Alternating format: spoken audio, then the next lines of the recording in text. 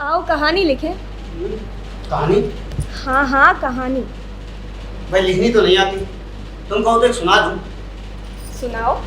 तो सुनो। एक थी नानी, उसकी बहन थी नहानी। अच्छा। उसका भाई था बिसोला, उसने बसाए 3 गांव। 2 बसे बसाए, एक बसाई नहीं। जो बसाई नहीं उसमें आए 3 कुम्हार। 2 लंगड़े दूल्हे, एक का हाथ ही नहीं। जिसका हाथ ही नहीं उसने पकाए 3 चावल। तो आठे आठे, एक गला ही नहीं। जो गला ही नहीं उस पर उतरे 3 मेहमान। जो रूठे राठे, एक मना ही नहीं। जो मना ही नहीं। हटाओ भी इस बकवास को। क्या ये क्या बकवास है क्या? जब जानू अगर तुम ये बता दो कि इस रूठे हुए मेहमान का क्या हुआ जो मना ही नहीं। ये भी कोई बड़ी बात है? हाँ नहीं बात तो बड़ी नहीं है, पर तुम ना बता सकती। अच्छा कोशिश करो। 2 रूठे राठे, एक मना ही नहीं। जो मना ही नहीं उसको घर से निकाल बाहर किया। वो क्यों? जब तुम माना नहीं करते हो तो मैं यही तो किया करती हूँ। तो भाई वो मेहमान है, मैं थोड़ी ना हूँ। हर शख्स मेरी तरह कमजोर दिल कैसे हो सकता है? मैं तो यही करती हूँ। तुम ऐसा हरगिज ना करती। मैं ऐसा ही करती हूँ। मैं जो कहता हूँ तुम ऐसा कभी ना करती। मैं कहती हूँ मैं ऐसा जरूर करती फिर वही बात, मैं जो कहता हूँ तुम ऐसा कभी ना करती। देखो जी, ये बात अब बढ़ जाएगी। तुम्हारा रूठा हुआ मेहमान जरूर घर से निकाला जाएगा, समझे? तुम्हारी ये चालाकियां यहाँ नहीं चल सकेंगी। तुम उसे घर से बाहर नहीं निकाल सकती। क्या कहा? क्या कहा? मैंने क्या कहा था? तुमने ये कहा कि मैं उसे घर से नहीं निकाल सकती। हाँ तो ठीक ही तो कहा था। तुम ऐसा कैसे कर सकती हो? कैसे कर सकती हूँ? बताओ। हाँ? तुम्हें घर से निकाल के मैं ऐसा कैसे कर सकती हूँ? गोया मैंने आज तक तुम्हें घर से कभी निकाला ही ना हो। चलो उठो, भाग जाओ यहाँ से। लाजवंती जरा शांति से काम लो, बैठो। भाई बात हम उस रूठे हुए मेहमान की कर रहे हैं घर से बाहर, तुम मुझे कर रही हो। जो बात मैं कहूँगी तुम्हें माननी होगी। वो कैसे? कहानी में ऐसा नहीं लिखा है। कहानी में क्या लिखा है? यही लिखा होना चाहिए कि उसे घर से निकाल बाहर किया। मैं कहता हूँ मगर तुम मानती नहीं हो, तुम बहुत सख्त दिल हो। भाई वहाँ तो कुछ और ही लिखा हुआ है। मैं किसी के लिखे हुए को नहीं मानूंगी। सुन तो लो। देखो 2 रूठे राठे, एक मना ही नहीं। जो मना ही नहीं उसको लगाए 3 पापोश यानी जूते। एक इधर और एक लगा ही नहीं। अब तुम बताओ, तुम जाति कर रही थी या मैं जाति कर रहा था? 3 पापोश लगाए ना? हाँ 3 पूरे 3। अगर 2 होते तो मैं कभी ना मानती। तुम्हें अच्छे से याद है ना 3 ही थे तो 3 ही, पर तीसरा लगा नहीं ना। कोई बात नहीं, मेरे हाथ कभी नहीं झुकेंगे। समझा नहीं? अच्छा है, अभी समझ के क्या करोगे तुम? है ना? कोई आया है क्या? हाँ, लग तो रहा है तुम्हारा दोस्त नारायण है। अच्छा तुमने कैसे जाना? आवाज नहीं होती। प्रणाम भाभी। आइए। Hello old boy.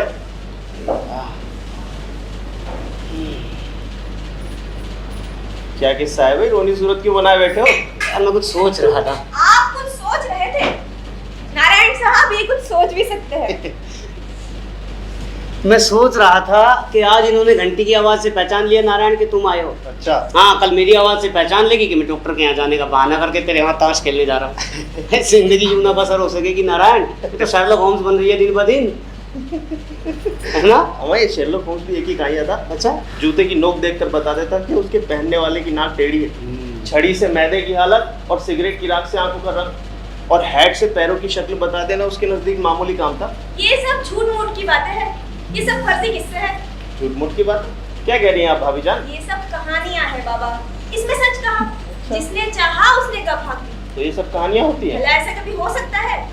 आप कहे तो ऐसी 2-3 कहानियां मैं भी बना के सुना दूं। अच्छा पक्का ये सब कहानियां होती हैं? जी हाँ बिल्कुल, फर्जी किस्से जिनको मैं भी लिख सकता हूँ। आपके दोस्त जब लिख सकते हैं तो आप ना लिख सकोगे? हाँ किशोर यार, तुमने बताया नहीं तुम स्टोरी राइटर भी अरे कहाँ लिखा करते हो क्या ऐसी कहानियां? नहीं आज तक लिखी नहीं है, लेकिन आज सुबह से पीछे पड़ी हुई है।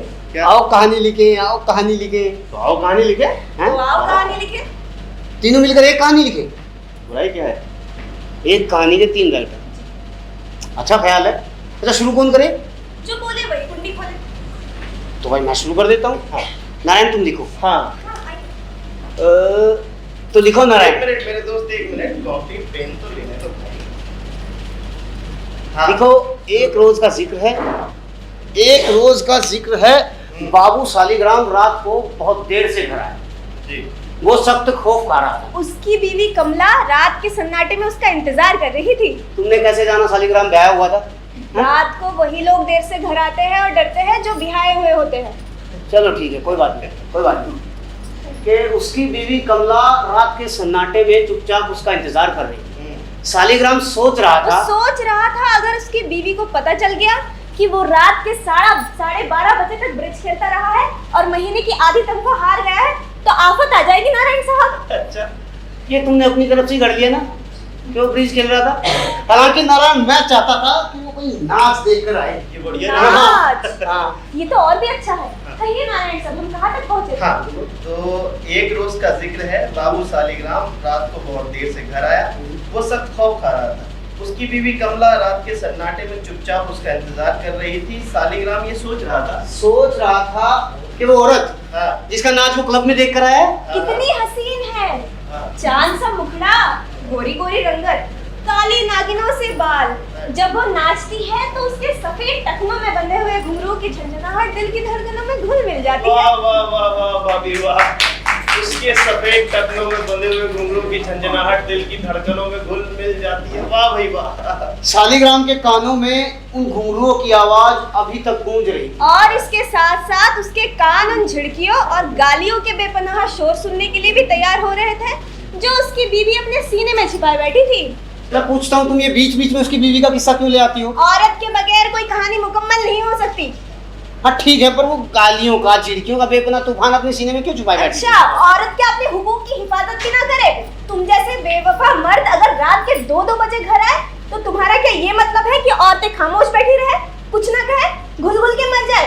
तुम नाच देखो, ऐश करो, रंगरलियां मनाओ और हम अपनी जबान पर ताली डाल लें? भाई मैंने ऐसा कब कहा? मैं तो ये कह रहा था कि हम कहानी लिख रहे हैं बाबा। लिखो, पर मेरी बात टोकने का तुम्हें कोई अधिकार नहीं, समझ लिया? समझ गए? हाँ तो मिस्टर नारायण कहाँ तक पहुँच चुके हैं? बहुत दूर तक पहुंच चुके हैं भाभी जान। हाँ, तो यहाँ तक मैं लिख चुका हूँ कि इसके साथ साथ उसके कान उन झिड़कियों और गालियों का बेपनाह शोर सुनने के लिए भी तैयार हो रहे थे जो उसकी बीवी कमला अपने सीने में छुपाए बैठी। सालिग्राम को इसकी कोई परवाह ना थी। उस पर तो उस नाचने वाली के इश्क का भूत सवार था। हाँ, उसने दिल में यही सोचा, मगर फौरन उसे ख्याल आया ये कैसे हो सकता है?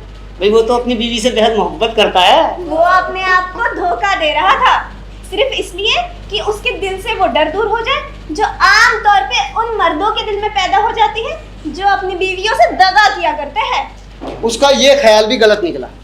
दरअसल नारायण उसको कोई और ही चीज सता रही थी। वो क्या? वो उसे मालूम नहीं था। ये भी अजीब बात है, उसे मालूम क्यों ना था? अरे भाई क्यों मालूम नहीं था? मुझे क्या मालूम? उसे मालूम नहीं था इसलिए कि उसे मालूम नहीं देखो था। जी, ये बात अब बढ़ जाएगी। ये कोई बात होती है भला कि उसे मालूम नहीं था? तुम्हारे ये कह देने से कि उसे मालूम नहीं था, तुम अपने बाबू सालिग्राम को उसके मजनू इसलिए की आंखों में सुरखरू साबित नहीं कर सकते। जो सजा मैंने तुम्हारे बाबू सालिग्राम के लिए सोच रखी है वो उसके मिलकर रहेगी। तुम्हारी ये चालाकियां यहाँ न चल सकेंगी। देखा, मैं ना कहता था ये औरत बारूद की बनी है, बारूद की। आतिशबाजी का एक चक्कर है। अब तुम बताओ ऐसी हालत में कहानी कैसे मुकम्मल हो? मुझे तुमसे पूरी हमदर्दी है ना? मुझसे आपसे भाभी जान मैं सिर्फ इस कदर कह सकता हूँ कि आप जो कुछ कहती हैं वो बिल्कुल सही होता मैं है। आपका शुक्रिया अदा करती हूँ। हाँ, मगर फैसला क्या हुआ नारायण? फैसला ये हुआ कि कहानी को किसी न किसी तरह मुकम्मल किया जाए भाई। बहुत बेहतर, बहुत बेहतर। तो क्या कह रहे थे हम? हाँ, ये कह रहे थे कि दरअसल उसके दिल को कोई और ही चीज सता रही थी। क्या ये उसे मालूम नहीं था। इसी उधेड़बुन में वो अपने मकान के करीब पहुंच गए। इतनी जल्दी? तुम बीच में ना बोलो। आप लिखिए मिस्टर नारायण। जी, इसी उधेड़बुन में वो अपने मकान के करीब पहुंच गया। उसकी बीवी कमला रात में उसका इंतजार कर रही थी। बाबू सालिग्राम बड़े दरवाजे से दाखिल हुआ कि एकाएक ही उसे ख्याल आया और वो सड़क पर निकलकर टहलने लगा। देखिए नारायण साहब, आपके दोस्त उस इख्तियार का नाजायज फायदा उठा रहे हैं जो मैंने ही उनके हाथों में दे दिया है। कैसा इख्तियार? कौन सा इख्तियार दे दिया तुमने मुझे? अरे झूठ ना बोलो लाज, आज तक कोई इख्तियार दिया है मुझे? इस घर में नौकरों से बदतर जिंदगी बसर कर रहा हूँ नारायण। अभी तुम आए थे तो तुम्हारे आने से पहले झाड़ू लगा रहा था मैं। बर्तन पोछा झाड़ू सब मैं करता हूँ। ये देख नाखूनों में आज भी हल्दी लगी हुई है, सब्जी तक मैं बनाता हूँ। कौन सा इख्तियार दिया है तुमने? परमात्मा के लिए झूठ ना बोलो। मेरी जूती को क्या गरज पड़ी है झूठ बोलने की? अव्वल दर्जे के झूठे तो तुम हो तुम। अभी परसों की ही बात है, जब तुम अपने दोस्तों के साथ बिस्की उड़ाकर घर आए थे तो मैंने तुमसे पूछा था तुम्हारे मुंह से ये तेज तेज बू कैसी आ रही है। तुमने क्या जवाब दिया था, याद है? मुझे क्या मालूम, मुझे होश थोड़ी था। हाँ हाँ, भाभी मैं एक बात अर्ज करूं? आप भी फरमाइए। भाई इस वक्त तो आपके पति ने 16 आने सच कहा है भाई किशोर, मैं तुम्हारी हिम्मत की दाद देता हूँ, तो मुझसे तो इतना बड़ा सच कभी ना कहा जाता। खैर छोड़िए भाभी जान, हमें कहानी भी मुकम्मल करनी है। तो क्या लिखवाया था इन्होंने? हाँ, वो मैं आपको बता देता हूँ कि एकाएक ही उसे कोई ख्याल आया और वो बाहर निकलकर सड़क पर टहलने लगा। गोया सड़क कोई बात था। खैर आगे लिखिए। जी। थोड़ी देर टहलने के बाद बाबू सालिग्राम के कदम अपने आप बड़े दरवाजे की तरफ बढ़ने लगे ठीक है। और वो अभी अच्छे से कुछ सोच भी नहीं पाया था कि वो सीढ़ियां तय करके दरवाजे के बाहर खड़ा था। उसकी बीवी को मालूम हुआ कि उसका पति आ गया है। उसने दौड़कर दरवाजा खोल दिया। मगर उसको देखकर बड़ी नाउम्मीदी हुई नारायण। दरवाजे के बाहर कोई ना था। वो कैसे?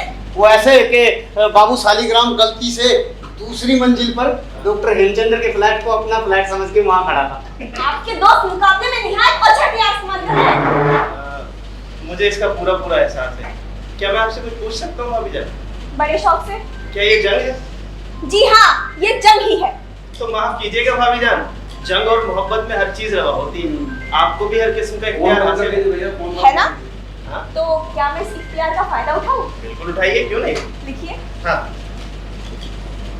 जब बाबू सालिग्राम अपने फ्लैट में पहुंचा, उसकी बीवी कमला दरवाजे पे उसका इंतजार कर रही थी। अपने पति को डंडा हाथ में लिए आता देखकर उसने दौड़कर वो चीज पहले उठा ली जो उसे नजर आई और आने वाले दरवाजे के बीच खड़ी हो गई। अब बचाओ अपने आप को। लाजवंती, कहीं सचमुच ये घुंघरू मेरे मुंह पर ना दे मारना। परे करो अपने हाथों को। मेरे हाथ में डंडा होता तो बात अलग थी। तुम ज्यादा बातें ना बनाओ। तुम अपने बाबू सालिग्राम को बचाने की कोशिश अरे करो। मैं अपने आप को तो बचा लूं। लाजवंती, परे करो अपने हाथों को। मुझे बड़ी वहशत हो रही है। अब डरी रह गई ना तुम्हारी सारी चालाकियां। बचाओ उस मर्दुए सालिग्राम अरे को। भाई, मुझे और सालिग्राम को किसी हीले से बचाओ यार। मेरा दिमाग तो इसने गुड़कियों से खाली कर दिया। मेरी तरफ से आपको मदद करने की इजाजत है मिस्टर नारायण। मैं आपकी इस इनायत का बेहद शुक्रगुजार हूँ भाभी जान। क्या मैं सचमुच इनकी मदद कर सकता हूँ? मैं दुनिया के तमाम मर्दों को इनकी मदद करने की इजाजत देती हूँ। मुझे मालूम है अब कोई हिला काम ना कर सकेगा। शायद। तो हाँ, अपने पति को डंडा हाथ में लिए आता देखकर उसने दौड़ के जो चीज उसे पहले नजर आई उठा ली और आने वाले हादसे के लिए दरवाजे के बीच में खड़ी हो गई।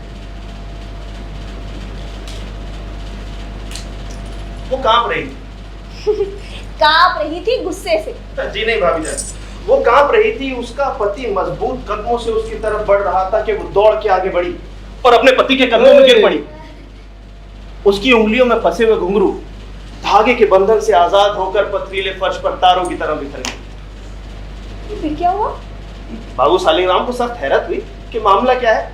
घबराए हुए लहजे में वो सिर्फ इस कदर कह सका कि कमला ने आंसुओं भरी आवाज में कहना शुरू किया कि मुझे माफ कर दो नाथ, मुझे माफ कर दो।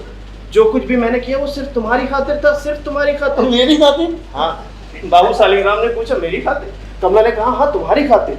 अगर तुम्हारे सर पर 3000 रुपए का कर्ज ना होता तो मैं कभी ऐसा ना करती। मुझे माफ कर दो नाथ। ये क्या पहेली है? मेरी समझ में तो कुछ नहीं आया।